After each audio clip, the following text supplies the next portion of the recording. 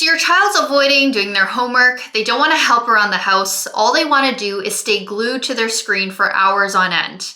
And you've called them out before. You've told them you're so lazy.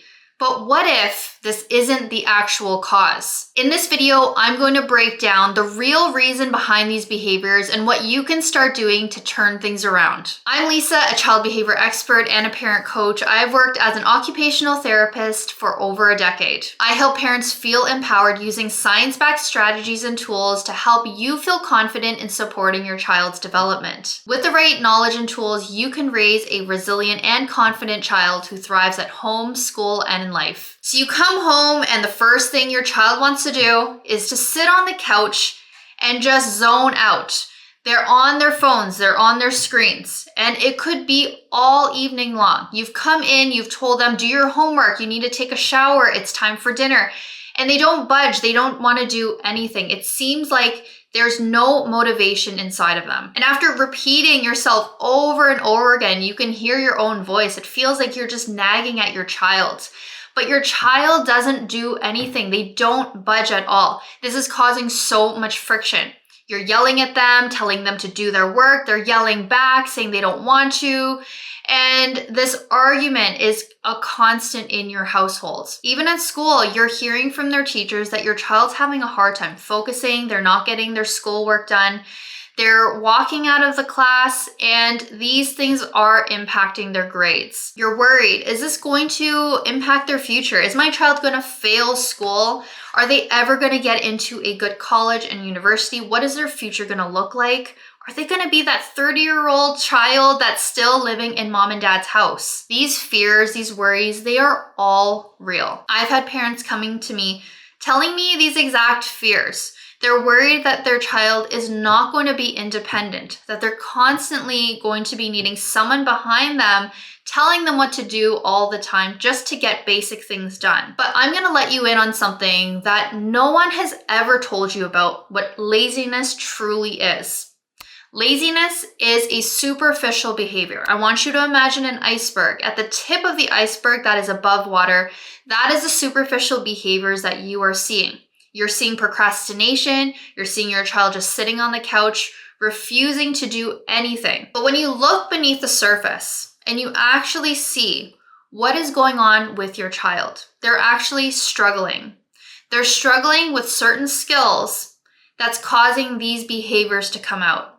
And that is the key. Once you start understanding what these root problems are and you know how to tackle them, given the right strategies and tools to support your child, you will see a change in this laziness behavior. So you're probably watching this wondering, Lisa, just tell me, what is a skill my child does not have? Because honestly, I've thought about it all and I just know my kid is just a lazy kid. Here's the truth. It is all rooted in executive functioning skills. Executive functioning skills are cognitive processes that help us to plan and organize our thoughts and our actions to execute a task. Okay, that was a lot. What does that mean? So if your child is struggling to get started with homework, we have to unpack what does it take to actually get started with homework and actually get the task done. So in order for your child to get their homework done, they first of all have to notice and recall information from school about what kind of homework do they have to get done. So do they have math and history and science to get done? Did they bring the actual material? Did they bring their textbooks home, their binders, the actual assignment sheet? Then they have to decide on, where do I even get started? It can feel like an overwhelming mountain for them, which is why it's getting them stuck. Once they actually do get that task rolling, if they were sitting at their desk with all of their binders open, now they have to be able to focus their attention to actually read the instructions and actually break things down to get the task done. Then as they're working through the problems, they have to use cognitive skills to actually problem solve through the questions and write it down. So there are so many steps involved to actually getting homework done, and it could be anywhere in that process that's overwhelming your child, that's causing them to get stuck at the very beginning and have a hard time to even take the first step and initiate that task. So instead of looking at your child and saying, my child is lazy, I want you to reframe this and go, my child is having a hard time that's making them get stuck. So where can I start inserting myself to help them and give them the support they need to get the task started? When you have this mindset shift, everything changes. You start to see your child from a different lens. You don't see them from a negative perspective of laziness, right? Of a procrastinator. Because when you have that mindset, you're also dumping that energy onto your child. You are sending a negative vibe to them, telling them that they're lazy, they're not competent, they can't do anything. Even though I understand where it's coming from, because if they have not shown taking initiative in the first place, it can feel like a back and forth battle with them. But everything starts with us as parents, and that's something you have to remember. You are your child's biggest change agent. If you continue with the same approach with them, nothing will change for them. So you do have to take the first step and start shifting the way you see your child. So when you can understand now that my child is actually not lazy, they're struggling, now what can you do to help them? So here's where you need to start lending your executive functioning skills to your child. Now, another note about executive functioning that I want you to remember is that executive function develops over time. It's not something your child is born with. Your child develops it from the time they're born all the way up into their mid to late 20s.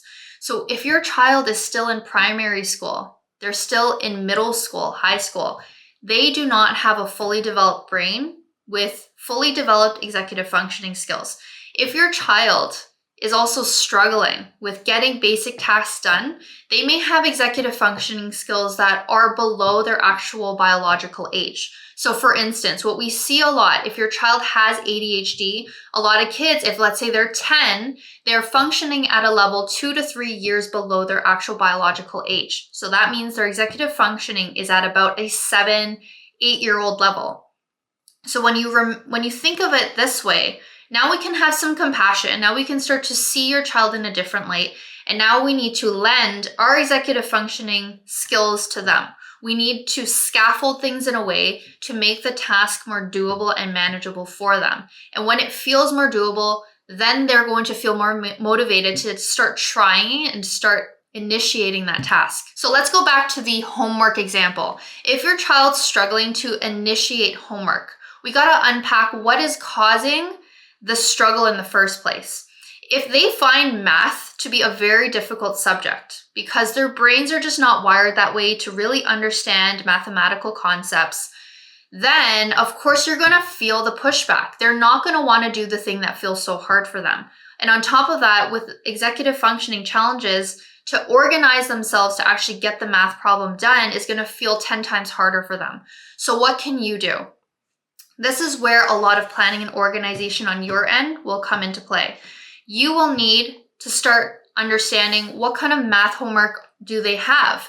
Having an agenda book, really reinforcing to the teacher, I need you to help him or her write down the homework in their agenda so when he comes home, I know exactly what we need to work on. Right? Build that communication between you and their teacher, because if you are too hands off and you leave it up to your child is going to keep falling further behind. You need to help bridge that support between school and home. Now that you know exactly what the homework assignment is, taking a look at how can I break this task down into smaller chunks. When you break things down, it feels less overwhelming, because remember again, if math is hard for them, that's a feeling of overwhelm. Now there's so many questions to answer and I have to write it down too. That's another massive overwhelm.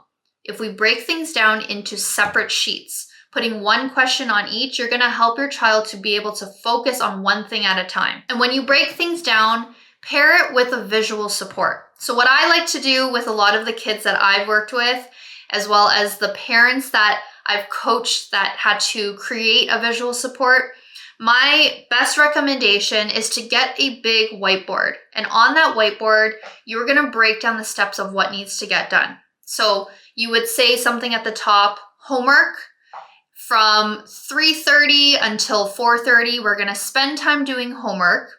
And on each line, it's going to break down math problem number 1. Then you're going to get a 5 to 10 minute break. Then you're going to do math problem number 2. On the side of that, you're going to have check boxes where your child can check it off every time they've done each task. So what you're doing is you're incorporating visual input, you're incorporating movement, right? We have movement breaks between each of the tasks. That's going to help to re-energize, especially if your child struggles with attention and focus. What's happening is their brains, think of it like a battery, it gets drained after doing that first task. So we need to refuel it. Movement can help refuel it, getting them nutritious snacks in between, getting them to have a water break. Those are different things that are going to help to refuel the brain. Rather than telling your child to sit for the full hour and just get everything done, that is going to feel too overwhelming. So you need to help them break these things down for them. Your job is also to help encourage a problem-solving mindset. For kids who struggle with executive functioning, it's very common that they feel frustration much more easily. Why? Because tasks are much harder. Just think about something that's really hard for yourself. And when you've been trying and you keep messing up, you keep failing, it can get really frustrating that you just want to quit. And if this is happening over and over again, this is what's causing your child to have a lack of motivation and not want to initiate tasks in the first place, right? It's a learned habit of theirs to protect themselves from something that's hard. So encouraging them that this is all about growth. It's all about problem solving. Whenever we get stuck, we are going to work together to find a solution. It's not about being perfect. It's not always focusing on that end result of you need to have the answer answered correctly or you need to ace that test. It's about the progress. And when we help our kids have that mindset shift, it helps them to feel more empowered and to feel like, you know what, I can actually do it. Even if I make a mistake, it is okay. And I'm not going to be penalized for that mistake. It's more about working hard and actually putting in that effort that matters the most. And finally, teaching them that frustration is actually part of the process. So like I said, kids with executive functioning skills, they tend to feel frustration much more often and much more easily than most kids. And so when we normalize that frustration is actually a normal feeling to have, we help them to feel accepted and to feel seen and heard through their struggle. And a way to do that, the way to actually teach your kid that frustration is okay and to build frustration tolerance is actually to show them moments when you are feeling frustrated. So just think of something you're doing at home where you feel frustrated. Maybe you're trying to make dinner and you spilled something on the floor. Instead of blowing up yourself and going, and cursing, that you just made a huge mess, what you would say is, this sucks. I just dropped everything on the floor and I'm feeling really frustrated right now. But I'm going to take a few breaths to just calm myself down because really it's not a big deal. When you can show that you can feel the feeling of frustration, but work through it and calm yourself down, that is going to model to them how to handle their own frustrations. So if you're seeing that your child is stuck often, they're acting lazy, they're procrastinating, these are signs that it's not about just yelling, trying to use punishments and threats to get them motivated to start doing the thing. It's actually a sign of a deeper struggle in executive function. And this is where they really need your help. The earlier you can start intervening and giving them the tools and strategies, the more they're going to start feeling successful. And it's the compound effect of feeling successful and actually working hard at something that helps to build resiliency long term. So the earlier you can tackle this, the earlier and the more successful you will be at giving your kid the tool they need to be successful adults. So I know trying to build your child's executive functioning skills can feel very overwhelming. Just breaking down something like homework can already feel like a very overwhelming task for us as a parent. But now if there's so many other different areas in your child's life, like just getting ready in the morning or just getting ready for bedtime, remembering to bring things to school, You might be wondering, like, how do I actually scaffold things to be their executive functioning for them? Now, this is where my one-on-one parenting support comes in handy. I help to guide you. I help to see exactly what are the particular situations that are happening in your life and that is causing a lot of challenges for your child. And I help to break things down for you and give you the tools on what you need to do to support your child. With my experience as a pediatric OT, I will know exactly what you need to do to give your child the right supports and put in the right routines in place that is going to bring them to a place of success. So if you're ready for this change for your child and for yourself, this Mother's Day, I'm offering my parent coaching packages at a 30% off discount. So you want to take advantage of this offer because it is for a limited time. So if you're ready to make this change for your child and for yourself, all the information is in the description box below. In the description box, you'll also find a link to book a free consultation call. I hope you found this video helpful. Please again, remember to like and subscribe to my channel. It really helps my channel out to reach other parents who really need this information. Thank you again for watching, and I'll see you guys in the next one.